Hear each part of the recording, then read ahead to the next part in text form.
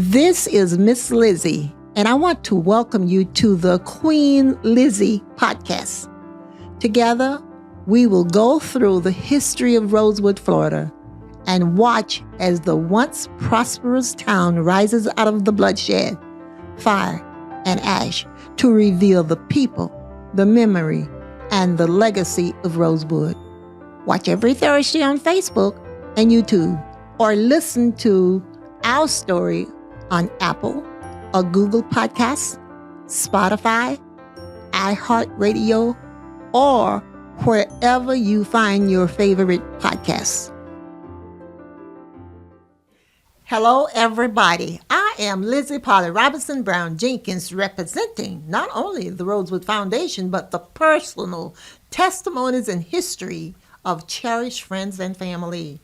You are now watching the Queen Lizzie podcast. Today, we are talking with Jenn Garrett. Welcome, Jenn Garrett. Thank you so much. I'm just so thrilled to be here today. And I'm so honored to have you here today on my show. Looking forward to our conversation. Oh, me too. Okay, about Rosewood, Florida. And I wrote a song, Rosewood, Florida, Borders Highway 24. A destroyed town, no blacks live there anymore. Where emptiness resides in the silent, sacred breeze. Life there no more, only nature's moss-hung trees.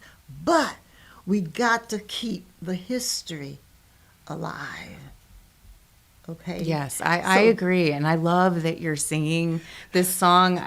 The first time I ever heard about Rosewood was when I was working at a cultural resource management firm. Mm-hmm. And our historian was doing some of the research near Rosewood. And so he told me about that history, and I read that in the report. And what I really want to learn from you today, if you have time, is to go into that culture of what was the town like? Why was it founded? What kind of culture did they have there? What was their entrepreneurial spirit that they built that town there that made it so special? I really, I'm so grateful for the emphasis that you've put on the remembering the atrocities that happened there, yes. which we have to. That's yes. That's so important. But I also want to get into that cultural side of what was going on there. Okay, basically Rosewood was founded in really 1855.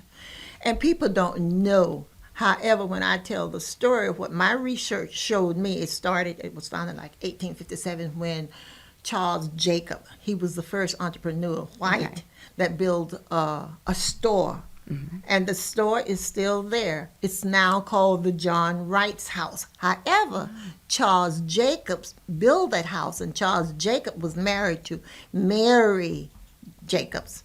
Mm-hmm. Mary Jacob later in 1897 married John Wright. Okay. And they rearranged the house or changed the house around. But anyway, Charles Jacob died. Mm-hmm. So the house became the historic John Wright house. That house is still there.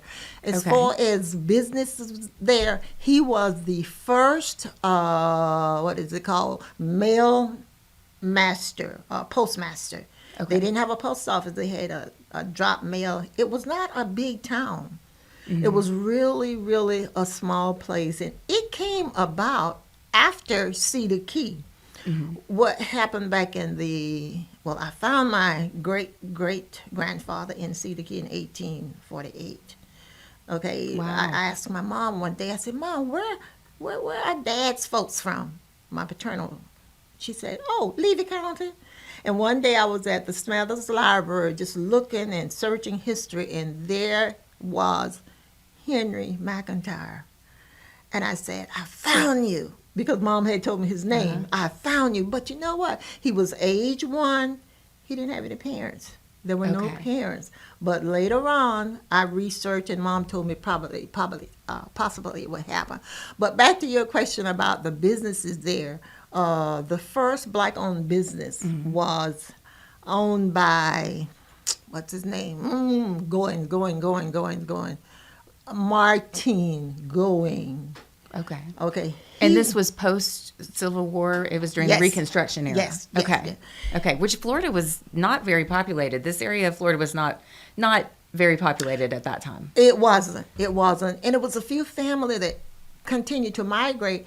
But what people don't tell, because they don't know, that the black people that ended up in Rosewood really came from the South, South Carolina, the southern states. Okay, that makes North sense. Yes. Okay. And they came enslaved. And I asked Mom, I said, well, how did they get to see the key? And I was a little girl. I remember asking her that because I've known about the history since I was 5. She said, on a schooner. I didn't even know what a schooner was. A boat. Exactly. Yes, And that's yeah. what she wanted to say, boat. Yeah. But she didn't. She said, oh, a boat, a big boat. And they came enslaved. Right. I know this, but people today don't know that. Right. So they came enslaved. They they started working in Cedar Key. Okay. In the Okay. pencil industry, the lumber industry. Yes. Okay. Lumber. Yes. Pencil. What else they had going on there? Turpentine. Oh, yes. Okay. That makes sense. Okay. Yes. Yes. And how did they get to Rosewood? I don't know this for a fact, but I do know in 1897 there was a tsunami, and Okay. many of the people were washed. And washed is not the right word, but they survived on Right. the other side They of took the refuge. In, Yes, inland. yes, Uh-huh. yes. And I was able to find deeds, a census that says Rosewood Precinct, which was Precinct 9. And I knew, and then I found another record that said Rosewood Settlement. Okay. Okay, so that let me believe, or let me know that Rosewood was not always there. So as a result of Rosewood, then there was Sumner, Yes. okay, Wiley, okay, Elsie, probably probably Otter Creek and the other Okay. towns on back. Uh-huh. I don't know. Okay. Okay, but what happened as a result of all of this, the town started to grow. And as I said, what's his name? Maritime Going owned a sawmill, and he hired, of course, black people. But what they did, many of them didn't have skills, so they became hunters. Okay. And they would sell their game or their fish, eggs, to people that traveled from, what is that place? Fernandina up there. Yes. On the railroad. On the railroad. Okay. To Cedar Key. A train came every Thursday, Okay. and they enjoyed Cedar Key. Okay, and it went back, okay, every Sunday afternoon. And funny or not, my mom said, oh, yeah, they came and partied. They had fun. All those folks In coming down on the Cedar Key. Flagler Exactly. Railroad and coming over. Okay. Exactly, and the cost was 25 cents. Wow. Okay, and they would spend the entire I wish we weekend. still had a railroad to the I beach. Wouldn't that be know, nice? I We'd be going know. the other way. Exactly, exactly. And when I said they would stop and see in Rosewood on their way back to purchase eggs, Okay. and the women there, the black women there, were bakers, and they would bake pies and sell pies, and the guys would sell what they had hunted and the game and fish. Okay, they knew how to make money. Right. The people got along. It wasn't bad because it was segregated. It wasn't bad. They respected each other. Right. Okay, they trusted each other with a handshake. Okay, and it was still prejudices, but it wasn't. They respect each other. That's what my mom has always said. And my aunt, my aunt went to college here in Archer. My aunt is from Archer, not Levy County. Okay. And she went to college. She left home at age 6, moved to Gainesville because they had better schools, stayed with the family, graduated. She left at age 6. She graduated at age 16, got a job in Meredith. Meredith is in Levy County. Oh, okay. So for 2 years or 5 years, she worked in Meredith. Then she relocated to Rosewood because there was a young man from Rosewood that worked in Meredith at that sawmill. And he encouraged her to relocate to Rosewood because they needed a teacher there. But he had something else in mind, like getting married. Oh.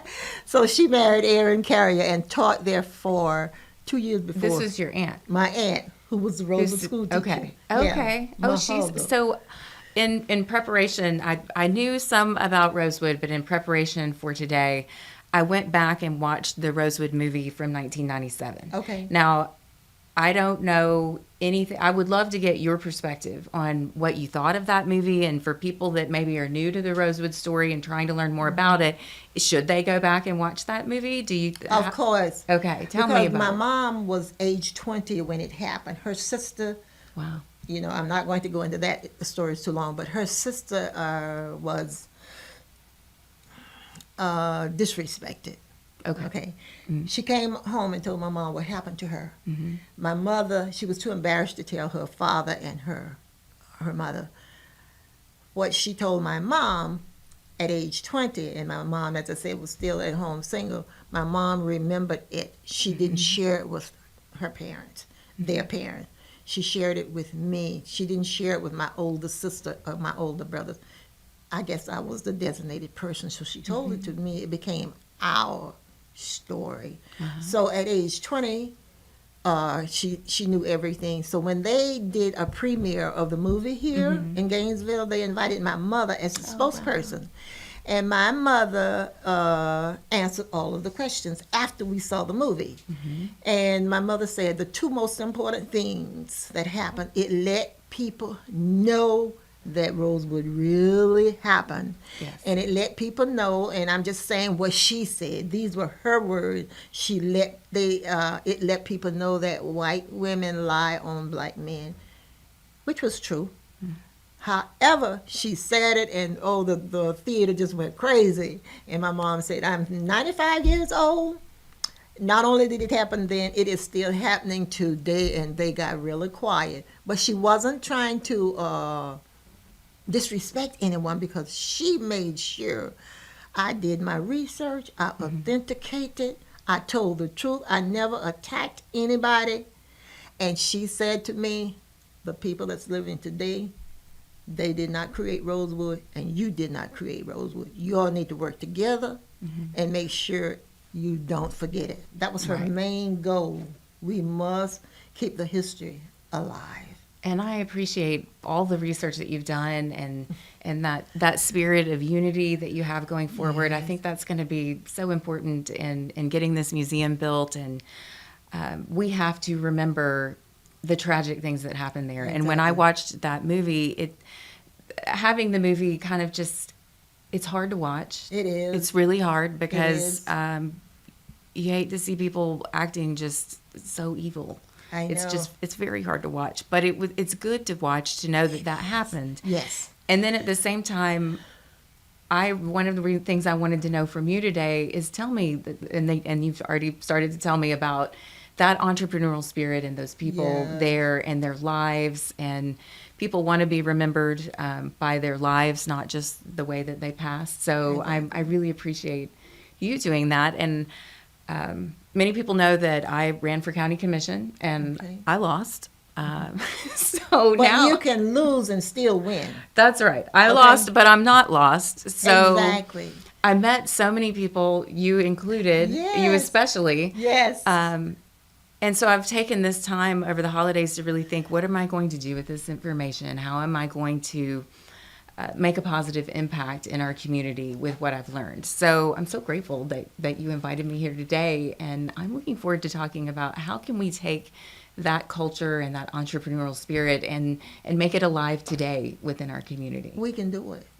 We can do it. We were supposed to meet. I don't know if you remember. We met at a meeting. I was sitting in Newberry. In Newberry. Yes, and you I remember. came and sat next to me, and you said, "My name is Jenn Garrett, and I'm running for county commission." And I started talking. I did not ask you Republican or Democrat. We just started talking, and we bonded. Yes, I felt your energy. And undoubtedly, you felt my energy. We're here today. Right. Okay. And I feel the spirit and the energy. And with what you are just said about us coming together and working together to make sure we, the entrepreneur and what else you said? The culture. The culture.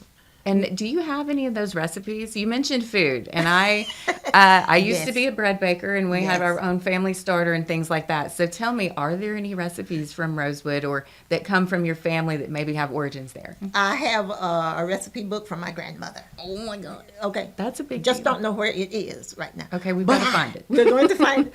I have so much information. Oh my God, I have so much information that I used to tell my mom growing up. I said, Mama, all of this junk, I'm going to throw it away. And she said, and I'm going to beat your, and I'm not going to say what she said. I am so glad I did not throw it Yeah. away. I have her father's Bible. Oh, wow. Next month, February, I'm picking it up from the lady who, what did she do? She restored it. Okay. Oh, Okay. that's fantastic. It is fantastic. And then I said, oh, look, I'm going to have this restored, this restored. I have so much more. Well, to what about a share. cookbook? Could we see a Rosewood cookbook? Is that a possibility? We can make one.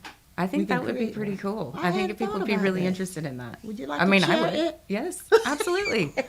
I've got a lot of time on my hands these days. Okay. So No, I don't actually. I've got 3 kids, and I am getting more involved. But for projects like this, Yes. you make time. Exactly. And then we involve other people. Right. Okay. And that Right. makes Nothing brings people together like food, and we're right here at Spurrier's Restaurant. I know. And I love coming here. Not every, but I come often to Yes. the brunch on Yes. Saturday Oh, and it's Sunday amazing. morning. It is amazing. Yes. So they have been very supportive of my podcast. Well, I don't have to tell you, you know that. Yeah. And very supportive of Rosewood. Okay. All right. That's about time for our first half. We are going to head to a quick break, and we'll be back right after a word from our sponsors. Meldon Law has been serving personal injury victims since 1971. In those days, Jeffrey Meldon's presence as an attorney in the music scene dubbed him with the nickname the Hippie Attorney. And although times have changed, 2 things haven't: our commitment to bettering our community by helping the injured, Albert, are you ready to go to the game? and our love for the Florida Gators. If you bleed orange and blue, Meldon Law is the firm for you. I am Black History. I am Rosewood Black History. I am Florida and and America's Black History, and you are too. January 1st, 1923, the KKK insurrectionists attacked Rosewood, killing 5, burning it down. Because a white woman lied and cried, a black man assaulted me. Rosewood redevelopment is on its way. Want to help? Visit rosewoodflorida.com. Welcome back to Queen Lizzie Podcast, brought to you weekly from the Steve Spurrier Podcast Room at Spurrier's Gridiron Grill. We are here with Jenn Garrett. The Queen Lizzie Podcast is brought to you by Campus USA Credit Union, live from the Meldon Law Gator Studios at Spurrier's Gridiron Grill. Rosewood is back.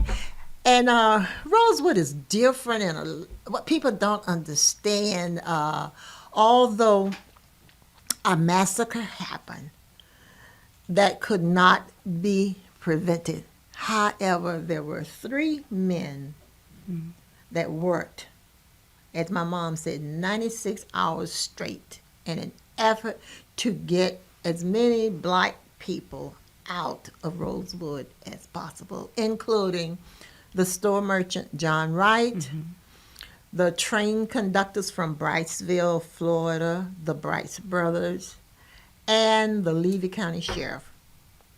He was not given proper credit. He is the only sheriff, Levy County Sheriff, that did not have a picture. His picture is not on the Hall of Fame. However, when we build the museum in Archer, I'm going to make sure we hang his picture. I do have a picture of him from his great-granddaughter. Nope, from his granddaughter. Her mother was from Brunson. That's where the sheriff is from. Went to college and got a job in Atlanta, Georgia. So I got in touch with her daughter, and she is now living in Houston, Texas. And Okay. we are in touch with each Right. other. And I'm glad you said that, because when you watch the movie, that character in the movie, the sheriff, it's kind of a mix. I mean, everyone, has their faults and all Yeah. of that, but I'm interested to hear you say to kind of stick up for him. Oh, yes, my mother said, my mother loved him. And when she would tell me about the story, she said, and Sheriff Bob Walker, Wow. he saved her sister's life. Wow. He saved her sister's husband's life first because they were going to kill him. They beat him because Fannie Taylor accused him of attacking her. And they were going to beat him almost to death. And the sheriff was going from Rosewood to Brunson to Cedar Key looking for someone to please help him. Train conductors. Everybody said no because they were afraid to risk their family's life. But he continued, and one time on his way from Cedar Key back to Rosewood, he had to stop through Sumner, and they were beating Aaron, my Uncle Aaron, the school teacher's husband, when he stopped. And they said they were having fun, the KKK. They said, well, he's almost dead, let's finish him off. Gosh. And the sheriff said, no, don't. I'll finish him off. Put him in my car. Throw him in my car. They put him in the sheriff's car, and the sheriff brought him here to Gainesville, to Sheriff Ramsey, and said to him, put him in jail, get a doctor, Dr. Eyre, and Dr. can't remember his name, but the other doctor that lives here in Gainesville. They were two black doctors. Oh, Get Air them- from Air Medical Plaza that used to be. No, This is a different one. Okay. it's my a bad. different Okay. Air. Okay. This Air is a black doctor. Black, Okay. okay. And then the other doctor was Dr. Harper, and I know that's wrong, but it starts with an H. But make sure they take care of him. He was bleeding to death, and the Sheriff Ramsey at Alachua County Sheriff had trustees, sent them out in the community, go get those doctors, and they took care of Aaron.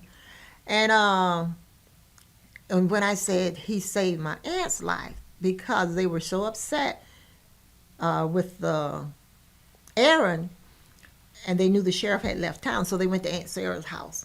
Aunt Sarah's house was like a rescue, okay, for black women. And they heard the jalopies, the T models, coming to Aunt Sarah's house, and they said, they are out there. They came and they got my aunt, took her to Sumner, gang raped her. And see, I shouldn't have said that. Lost my thought. Well, it's hard. This is a really, it's Right. awful, but we do need to get this Right. to have this part documented. Yes, but said the wrong thing. But anyway, the sheriff, when he came back to Aunt Sarah's house to check to see how the women were doing, the black women were doing, they heard his car too and ran out and said to the sheriff before he got out, they got Gussie, that's what they called her in Rosewood. So he jumped back in his car and he went to rescue Gussie. Okay, and he said, where is she? And no one would say anything. They knew he was upset because he didn't see her. So my mom said, he pulled his gun and said, where is she, goddammit? And said they must have pointed in her direction. She could not remember telling my mom, hearing what was said, but he found her. It was like 20 below. I'm at 20 degrees. No clothes, her gown, her gown was no longer. But what he did, he took off his coat because it was cold and wrapped her the best he could. But he had to go back by the crowd and the fire barrels to get to his jalopy, his car. And you know what they called him. And they hated him because he tried to save people's lives. I today love that guy. And when I talk to his daughter, we reminisce, okay? She's going to come to Florida to visit us at our next event. Good. So she's a retired principal, I believe, in Houston, Texas also. Oh, wow. And Well, I appreciate you. This is hard. This It is hard to do, but it's painful. yes. And I'm just grateful that you're willing to share it and to Yeah. have that history. What do you think when we open the museum? What do you think is the best way to tell the stories, the painful stories, but then also the stories that we want to celebrate about the culture and the food Yes. and the businesses there? Yes. How do Yes. you think is the best way to get that those two things across?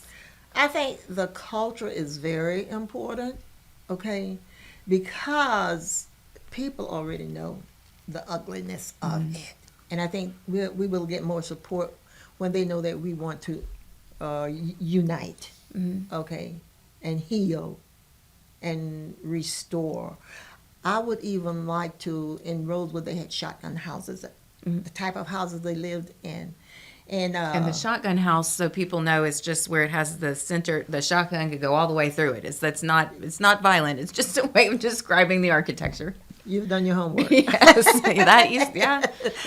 And they had, and to let people know that they were not rich, even the people in Sumner, at the Sumner Sawmill, where they lived in shotgun houses. And I have copies, I have pictures of those houses. So when I went back to get the pictures of the Rosewood shotgun houses, they said, well, we don't have any. I knew that was not true. And where But were they- you trying to get these photos From the Brunson Courthouse. Okay. I was able to get Wow. the Sumner shotgun houses. Yes, you've done your research. Yeah. A lot of research. 42 years. Yes. And I could not get the houses of the Rosewood houses. However, a couple of nights ago, last week, I met Matt Brooks. Okay. Matt is you already know him, the Right. clerk of the court down there. And I was telling him, I said, Matt, when I meet people, it's like I've been knowing them 100 years. Yeah. I said, my name is Lizzie Jenkins. I'm so-and-so of Rosewood. That's your president gift. of Rosewood. It's a gift. And I said, you know what? And he said, okay, I'm Matt. He said, I am the clerk of the court. I said, perfect. I want to talk to you. He said, here is my number. Call me and we'll talk. I said, I need some records. He said, I don't know if I can find the records that you need. He said, but you're welcome to come. And I'll put you in touch with the right people. That's all I need. Yeah. That's all I need. Right. Okay, permission to do it. So I'm excited about where we are going to take this with your help. Oh, Okay? I'm excited to be a part of it, and I'm thrilled to be a part of it. I'm grateful you invited me on this podcast. That I made the top 100 is a huge deal to me.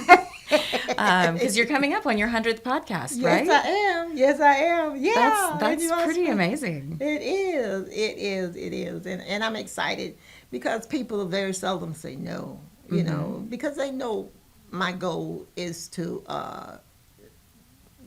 resurrect Rosewood, okay? I would love to put a school. We have 29 acres in Archer. Oh, that's great. Yes, and that's big enough to build a church. They did have 2 churches, I understand. But I only remember, heard about one church, but they said, The AME church. yes. Yes, okay. Yes. And I do have some literature, some information on that A&M church. Okay. Okay. Great. But, Now, and so you're fundraising now. You have the property, and you're Yes. fundraising now for the building, for the Yes. museum itself. yes. Okay. And how can people be a part of this? They can go to my website, rosewoodflorida.com, Rosewood, FLORIDA.com, and donate to museum or to scholarship. Okay. We give a scholarship also. Oh, great. But right now, we are trying to build a museum, and we need museum money. Right. Okay. They're expensive. And I like to tell people that